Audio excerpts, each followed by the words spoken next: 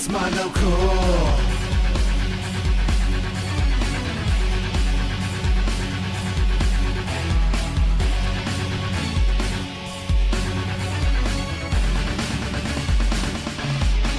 It's Mondo Cool.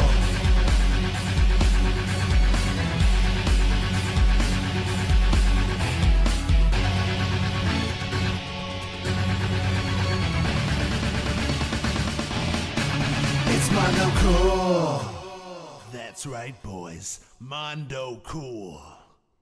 Alright, welcome back to Mondo Cool TV. It is October, this is the Halloween episode, and with this season comes terrible sickness. I don't know how well it picks up on the microphone, but I'm congested and have a pretty gnarly chest cold. But that's not going to stop us from bringing you this episode of Mondo Cool TV. So there's a segment I've been working on. I'm real excited to bring it to you. I'm actually going to be reaching beyond the beyond and making contact with the afterlife using nothing but a regular Nintendo Entertainment System and one very spooky Nintendo cartridge. So let's go ahead and take a look at that segment. It's not common knowledge, but Taboo on the Nintendo Entertainment System is actually capable of traversing time and space and reaching beneath the surface of reality to pull out the answers to all of life's mysteries. But most people aren't aware of this because, like most Nintendo cartridges in your collection, people don't bother to get the manual. But in the 1980s, they weren't afraid to tamper with life and death and the answers that lie beyond this mortal coil by putting the powers of tarot cards into a consumer product Nintendo cartridge. Very spooky stuff indeed. But if you have this manual, you can go ahead and crack into the secret source of all of life's mysteries and knowledge. So with that being said, let's go ahead and open up the phone lines and take some of your questions on the air. Hello, Jerry. This is Jeff Adder, coming from the great state of South Carolina, and I just had to know I'm going to get a gender reassignment surgery pretty soon. They're going to cut open my penis and turn it into a vagina, and I was just wondering, how long is it going to take for guys to find me attractive after that? I just have to know. I know you have all the answers. Thanks. Alright, Death Adder, that is a whopper of a question. So let's go ahead and fire this bad boy up and see what kind of questions we can answer for you today. To effectively use Taboo the Sixth Sense, it's best to familiarize yourself with the game's manual. It gives you a brief history of tarot cards, tells you how to operate the game, which is pretty simple. After the cards are shuffled, they're laid out in a Celtic cross, and you look at each individual card in a certain order. Each card has a significance to it. The first card, the significator, covers the person asking the question. This card represents the circumstances or general atmosphere which surrounds the questioner about the question they've just asked. Crossing card crosses him or her. This card shows the influences working against or with the questioner. So it can be either bad or good. The crowning card shows influences which will be brought to bear or influences which may come into being if present trends are continued. The base of the matter shows the root of the subject or problem relating to the question. There's past influences, upcoming influences, where one currently finds themselves, their present attitude or state of mind. The views of others are an important factor when trying to divine the nature of your future, your hopes and fears. And the final card is the final outcome. This is how it will be. This card contains the answer to the question, but you should keep in mind all of the other things going on with your cards. Alright, it's not looking good, Death Adder, so your significator is the Ten of Swords. And what this signifies is ruin. So it's looking like pursuing the path of gender reassignment surgery may not be the best move you can make at this moment. When your strong current influence, according to the tarot cards, is friends and family. So if there's a shoulder you can lean on, if there's a family member, a mother, a wife, a brother, a sister that you can consult regarding the topic of cutting your dork off, you may want to run this by them and see what they have to say about it. But also, according to the tarot cards here, others are going to see it as a loss. So you may want to hold on to that meat for the time being, at least. It's not looking like a good time. So let's go ahead and open up the lines and take our next call. Hi, this is Nicole from Ohio, and I wanted to know if you could tell me if my boyfriend will ever make an honest woman of me. Thank you. Now this is more like it. This is what I was thinking the tarot cards were going to be used for. This is the kind of questions I think can be answered. So let's go ahead and fire up Taboo the Time Machine and see what it has to say about your predicament there, Nicole from Ohio.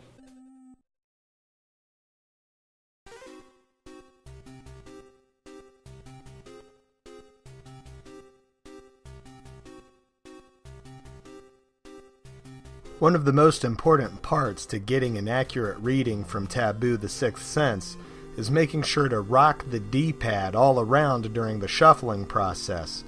This helps to influence the cards.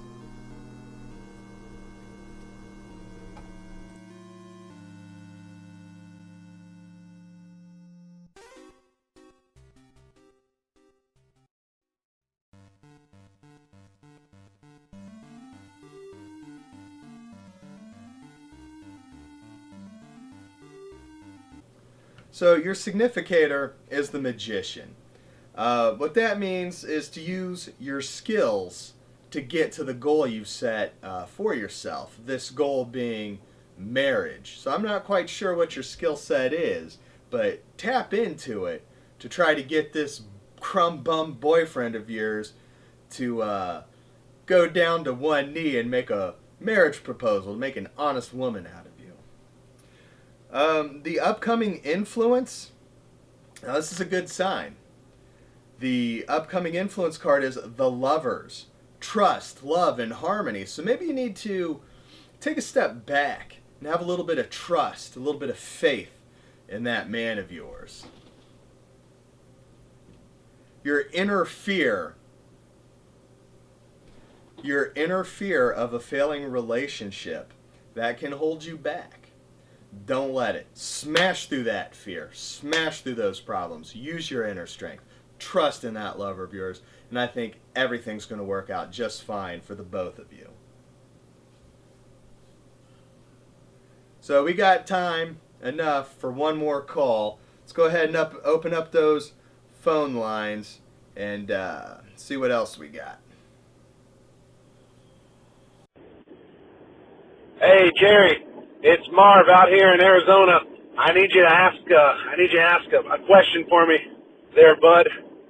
So we've got the NES Mini. Now you got the SNES Mini. We got the Genesis Mini. But what I want to know is, are we going to see a Dreamcast Mini? Okay, Marv calling in from Arizona. Good to hear from you, bud. Let's go ahead. Toss in your information into the old Nintendo machine here and see what kind of answers we can ferret out from the other side.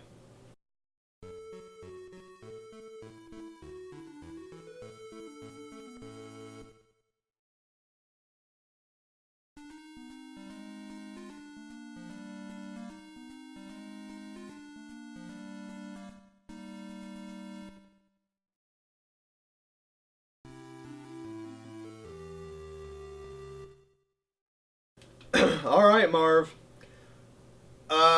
I threw your information into Taboo the Time Machine, and I could not make heads nor tails of the reading it gave you. It implied there may be a journey. The base of the matter is peace after war. I couldn't make heads nor tails of it. Not even when consulting this big meaty poster that Taboo, The Sixth Sense was originally packed with. This goes over the major arcana and minor arcana of tarot cards, which is very cool. This is a nice little extra. Shows you both suits of the cards and the artwork in a higher quality than what you're going to see on your Nintendo. And yeah, I couldn't make any sense of it. Now, I'll give you my honest opinion, though, about a Dreamcast Mini. I'm thinking it's not going to be likely. If you look at things like the recent Shenmue HD port that we got, it had issues. The source code was not held onto, so they had to try to get those files off of the GD-ROM, which was highly compressed, and so the audio doesn't sound good. And this is one of their big budget titles that they sunk a lot of money into. So then you got the issue of the controller. The Dreamcast controller itself, probably not too expensive to reproduce, but the VMU. If you're getting a reproduction Dreamcast, you're going to want a reproduction VMU, right? That's going to add to the cost. So I would like to see it happen, but I don't see Sega releasing a Saturn or a Dreamcast Mini. That's just my personal opinion. And unfortunately, I think the Taboo, the Sixth Sense Time Machine here was jealous. I think it was upset about being asked about superior video game hardware. Unfortunately, that's all the time I have for you. So let's go ahead, take it back to the studio, and move on into that next segment. What other retro video game program is going to bring you stuff like that, where we reach out to the powers beyond the veil of this mortal coil to find you the answers to the questions that are burning in your heart? Mondo Cool TV is produced in Dayton, Ohio. We do air on DATV, the local cable access station. So from time to time, I'd like to interject a little bit of local Dayton flavor. So this being the Halloween special, I wanted to take a look at one of Dayton's scariest haunts. We're going to the beautiful Arboretum Cemetery, Woodland Cemetery, which is located in Dayton, Ohio. So let's go ahead and check out one of Dayton's most famous haunts.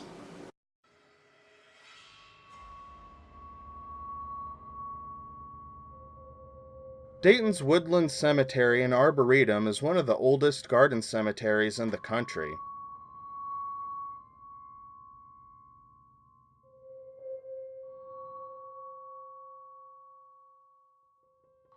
Within the cemetery is the highest point in Dayton, which offers a lovely view of downtown Dayton. Many famous people enjoy their eternal rest within its gates. The Wright brothers,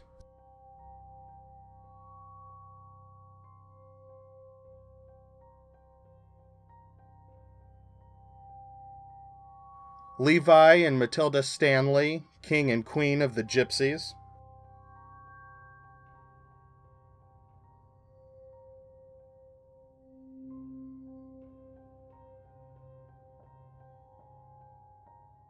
and Elizabeth Richter, known as Lib Hedges, a successful madam, owner and operator of one of the most prosperous brothels of its time.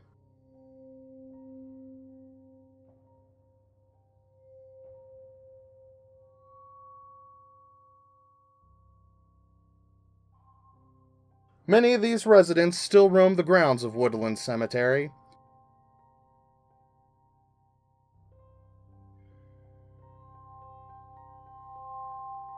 Perhaps the most famous ghostly resident in Woodland Cemetery is Johnny Morehouse. The story goes that Johnny fell into the Miami and Erie Canal and drowned before his faithful dog had pulled him out of the freezing water. After being buried, the dog laid on his gravesite until eventually dying of starvation and sadness. In 1861, the special stone was carved from marble to honor the bond shared between the boy and his dog. Every year, people leave toys, candy, and other gifts at the gravesite. It is said that ghostly barking can be heard coming from the cemetery, and on occasion, a small boy and his dog are seen playing inside the cemetery.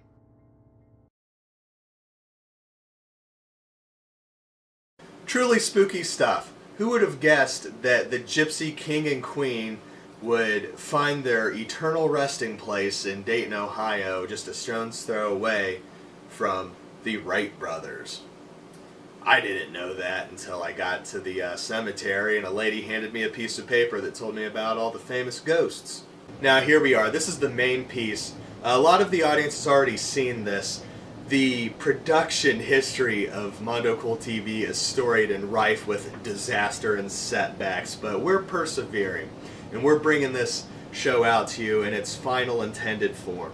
So a lot of these segments I've been sitting on, I felt they were really good, and I didn't want to just have them sitting on my hard drive in purgatory for all eternity.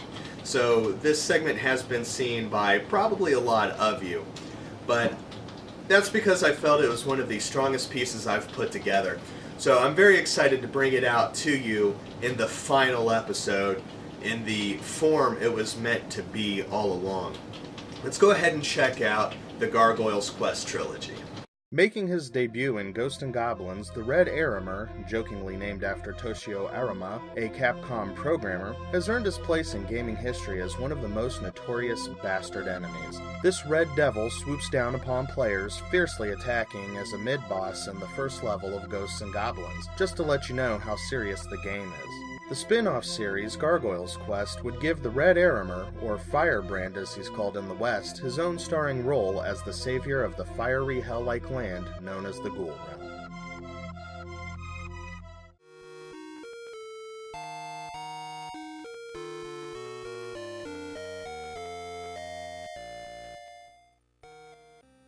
A long time ago, an army of destroyers from a neighboring dimension invaded the Ghoul Realm. A great fire swept across the land, sending the destroyers back to their dimension. Once again, the realm is threatened by the destroyers. The Baron Jark sends Firebrand on a quest to retrieve the Gremlin Stick, which grants Jark the power to see the future. Firebrand will go on a quest to free the king, discover the truth about the Red Blaze, recover ancient artifacts from the Ghoul Realm, and face the King of Destruction, King Breaker. Gargoyle's Quest is an action game with some light RPG elements. Firebrand interacts with the overworld using a menu system similar to those found in older 8-bit console RPGs. Bringing up the menu, you can talk, use, which I only remember using once, check Firebrand's level and power-ups, and check the area, which is used for picking up things in towns and the overworld map. During the action parts of the game, the pause menu allows you to choose your attacks, use a health item, and check vials and extra lives. When traversing the overworld, you will run into random encounters which, upon completing, you will earn a few vials. Vials can be used to buy extra lives in the form of talismans of the Cyclone. I recommend buying extra talismans of the Cyclone as early as possible. There's nothing else that can be bought with the vials, so there's no reason to hoard them. After a spot very early in the game, the talismans go from 8 vials to 16, and very quickly 32 vials. There's also a place in town where you can get a password used for saving your progress, a very reasonable 8-character password. Through the game, Firebrand's power will increase and gain new projectile attacks. Some of the projectile attacks have different uses for traversing the action levels. There's a block-breaking projectile, and one that allows you to create a temporary place to hang on walls covered with spikes. The action aspect of the game is great. Firebrand's powers and the level design make for some great platforming action, and as your ability goes up, so too does the complexity of the dungeons and bridge segments. Reading about this game, I've seen many people describe it as being difficult. I personally felt that the game was a bit on the easy side, especially considering its short length. Most of the dungeons were short and could have easily been twice as long as they were, but maybe I feel this way because there is no real penalty to dying. Even if you run out of talismans of the Cyclone, you spawn back at the nearest town upon dying, and have 1 extra life by default. which, after practicing, is more than enough to see you through any spots that give you a hard time. Typically, when I play a game with RPG elements, I write down any important information in a notebook so that if I take a hiatus from playing the game, I know where I was and what the last objective was. In this game, it's really not needed, in part due to its short length, but also because you typically just keep going east to the next town, castle, or objective. The game is short. The final dungeon's complexity feels like where the game should have been in the midpoint. Although the game is short, it's compelling and very enjoyable, and serves as an excellent lead into Gargoyle's Quest 2. After completing Gargoyle's Quest, I was left wanting more and was ready to dive into Gargoyle's Quest 2.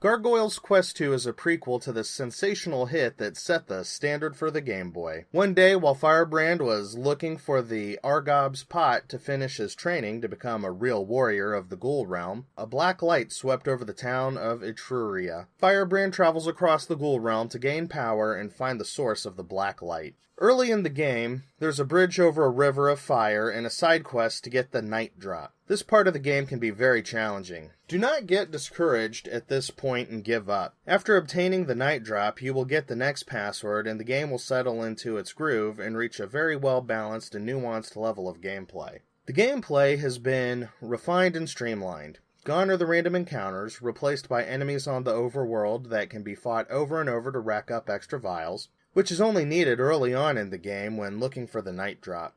This will help you get past the bridge and forest levels without too much frustration. Again, the game is on the short side.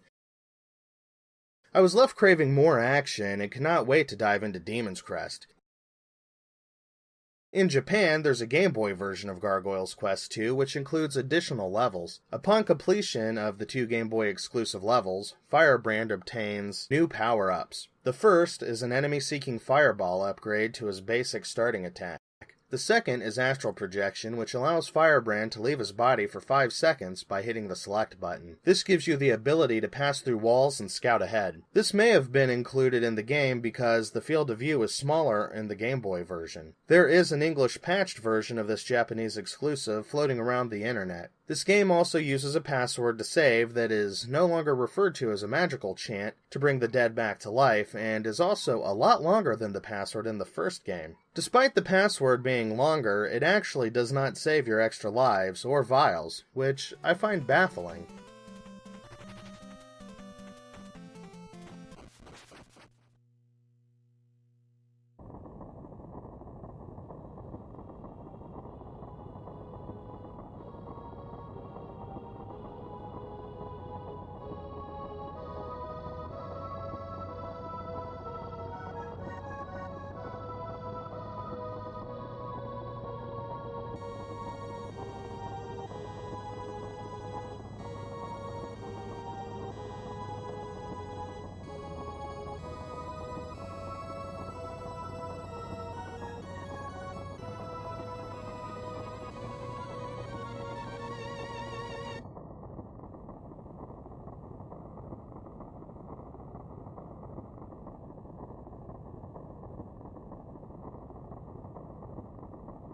Six magical stones fell from the sky into the Ghoul Realm. Each stone is inscribed with a crest, one for fire, earth, air, water, time, and heaven. When the crests are combined, the owner is granted great power. The Ghoul Realm was thrown into chaos until a brave red demon stood victorious above all else with 5 of the crests. Not satisfied that he could end the war and bring peace to the land, Firebrand challenged a demon dragon for the crest of heaven. Critically wounded in battle, Firebrand finally managed to defeat the demon dragon and claim the final crest for himself. The jealous demon Phalanx had been following Firebrand, waiting for the right moment to strike. Weakened by the battle with the demon dragon, Firebrand was easily struck down by Phalanx, who claimed the crests with ambitions of ruling over the Ghoul Realm and the human world. Phalanx hid the crests, fearing that one would rise to challenge him.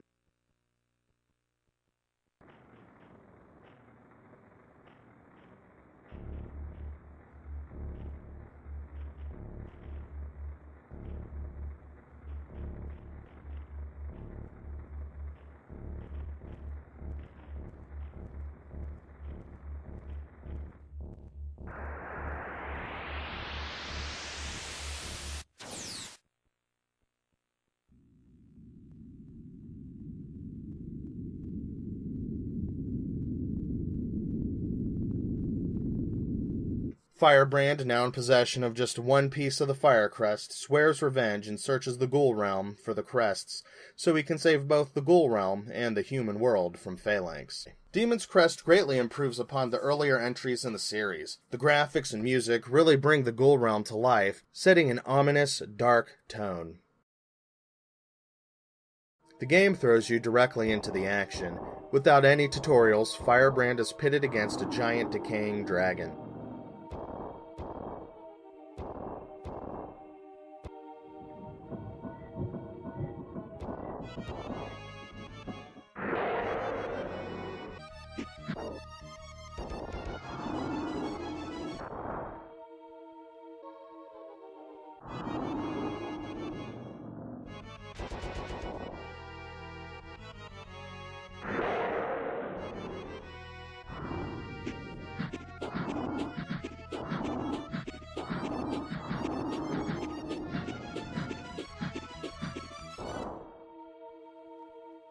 Upon completion of the first area, you are flying over the ghoul realm and able to fly around to freely explore the world. This may be overwhelming to those that did not grow up during this era of gaming. Without any clues, the player is able to freely fly around anywhere in the ghoul realm to explore. You will find many powerful demons and creatures that can be defeated for power-ups and handy items. You can collect money for use in magic and potion shops, as well as some gaming establishments. This is a game that I would highly recommend taking a look at the manual. Many of the questions were answered this way. For example, in a town, there's a wise man that will identify talismans for you. I'm glad I looked in the manual rather than jumping to Google and potentially spoiling anything in the game. Each piece of the Fire Crest restores an ability previously earned in Gargoyle's Quest 1 and 2. Fire, the basic fire attack that you begin the game with.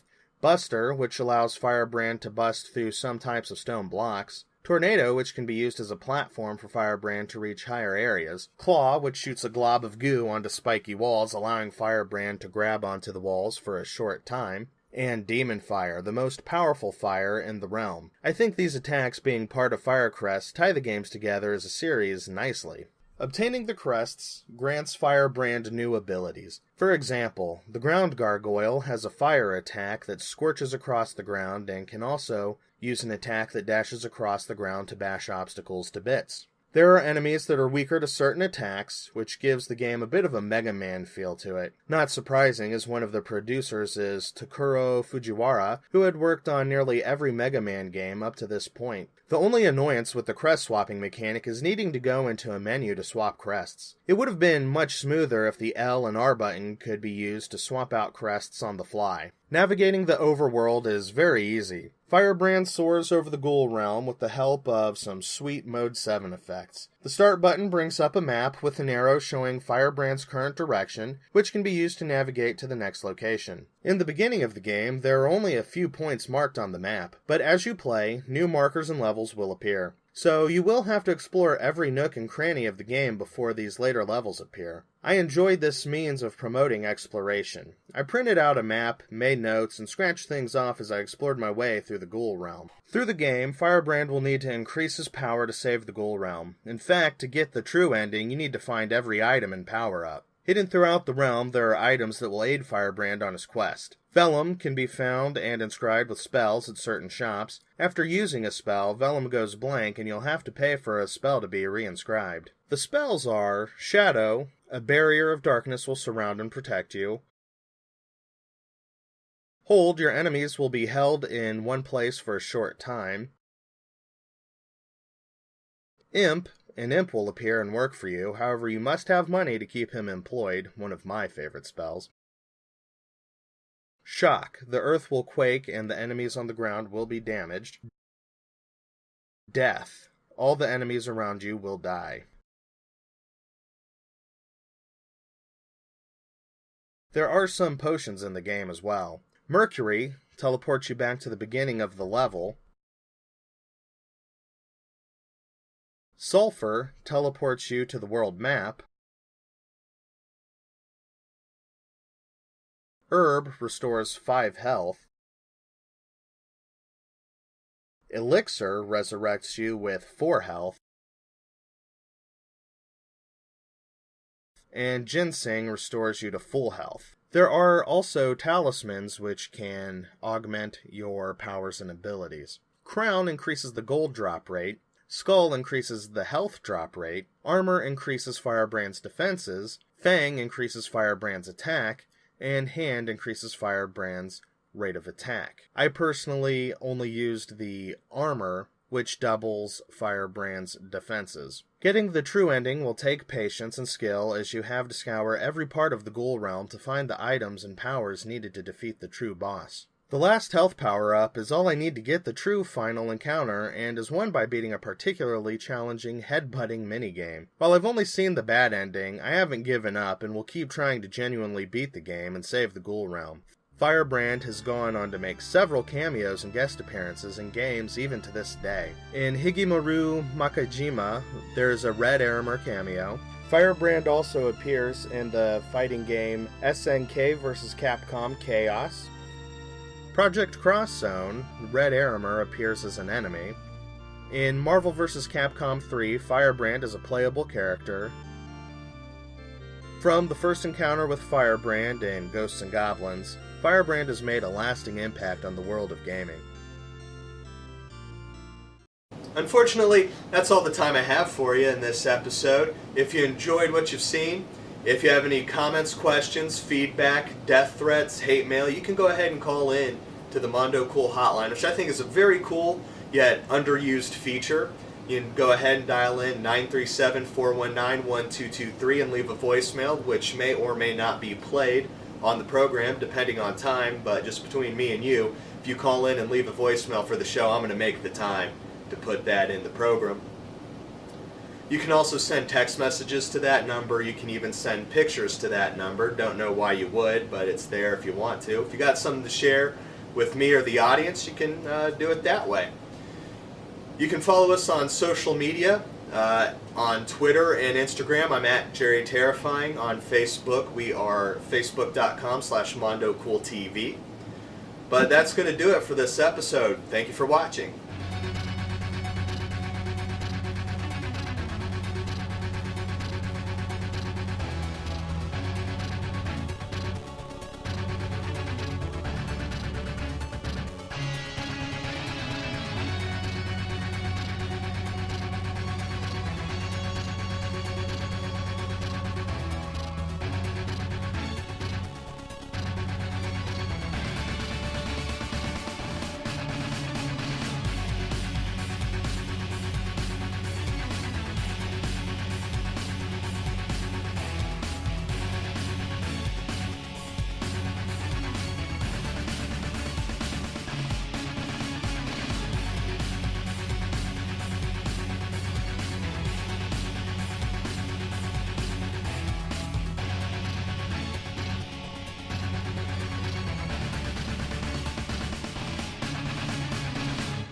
Call me now for your free reading.